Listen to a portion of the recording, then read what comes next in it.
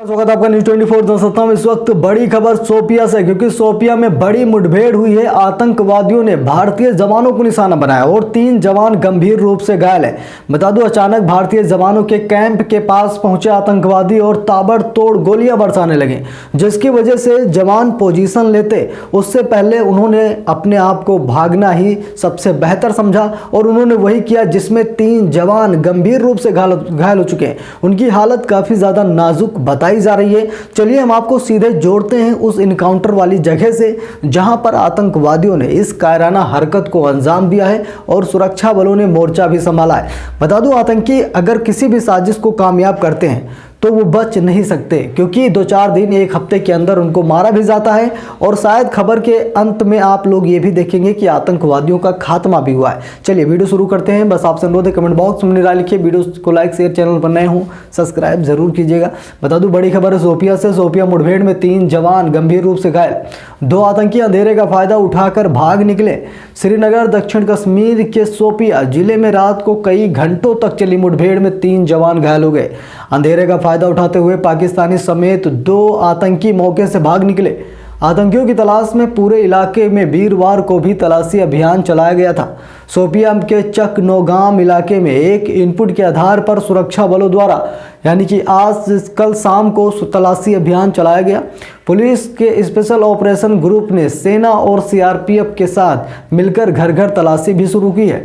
बता दूं, तलाशी शुरू होते ही आतंकवादियों ने एडवांस पार्टी के जवानों पर ताबड़तोड़ फायरिंग करना शुरू कर दिया, जिसमें सेना के 3 जवान गंभीर रूप से घायल हो गए। जवानों द्वारा भी मुंहतोड़ जवाब दिया गया, जिसमें मुठभेड़ शुरू हो गई। इस बीच अंधेरे के चलते रात के में अभियान स्थगित कर दिया गया। सुबह उजाला होते ही इलाके में तलाशी अभियान शुरू किया गया तो पता चला कि आतंकी अंधेरे का फायदा उठाकर भाग निकले। आधिकारिक सूत्रों ने बताया कि मुठभेड़ स्थल से फरार हुए 2 आतंकियों में से एक पाकिस्तानी आतंकी भी था। इस बीच सेना के एक अधिकारी ने बताया कि तीनों घायल जवानों को हॉस्पिटल में इलाज जारी है। बता दूं आपको, फिलहाल उनकी हालत खतरे से बाहर बताई जा रही है। स्थिति काफ़ी ज़्यादा कंट्रोल में है। कुछ पल के लिए उनकी स्थिति क्रिटिकल हुई थी, लेकिन उसके बाद स्थिति नॉर्मल हो चुकी है।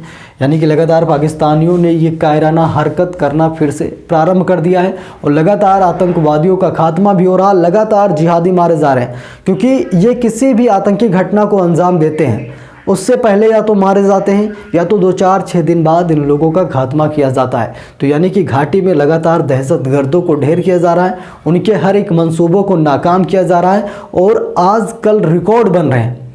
आजकल लगातार आप देख रहे हैं, कोई दिन कोई पल ऐसा नहीं जाता कि जिसमें आतंकवादी मारे न जाए, क्योंकि आज भी आपने देखा कि लगभग 5 आतंकवादी एक साथ मारे गए, जिसमें एक स्थानीय कमांडर भी मारा गया और कुछ पाकिस्तानी आतंकवादी भी मारे गए। यानी कि अगर तुम जम्मू कश्मीर आओगे तो जिंदा बचकर नहीं जाओगे, ऐसा नारा भारतीय जवान लगा रहे हैं कि गलती से भी कश्मीर मत आना। अगर कश्मीर आ गए तो सोचिए जिंदा जा नहीं पाओगे, सीधे जन्नत भेजे जाओगे। और आजकल यही हो रहा, लगातार आतंकवादियों का इनकाउंटर हो रहा, क्योंकि ये लोग घटना को अंजाम तो दे देते हैं, लेकिन उसका परिणाम क्या होता है शायद इनको नहीं पता।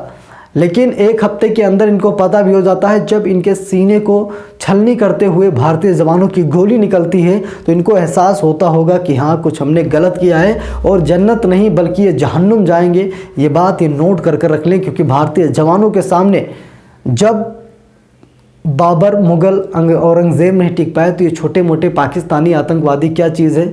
जिस सेना के सामने बड़े बड़े आतंकवादियों ने घुटने टेक दिए हों तो पाकिस्तान के 4 आतंकवादी क्या कर पाएंगे। लेकिन इन्हें कौन समझाए, इन्हें जन्नत जाने की देरी होती, इसीलिए चले आते हैं पाकिस्तान छोड़कर हिंदुस्तान और उसके बाद सीधा इनको ट्रांसफ़र किया जाता है। तो भारतीय जवानों की कार्रवाई आपको कैसी लगी कमेंट बॉक्स में ज़रूर लिखिए। और शोपिया में जो 3 जवान घायल हुए हैं, भगवान से प्रार्थना कीजिए जल्दी वो सही हों और फिर से अपनी ड्यूटी में तैनात हों और आतंकवादियों का खात्मा करें। बने रहिए न्यूज़ 24 जनसत्ता के साथ।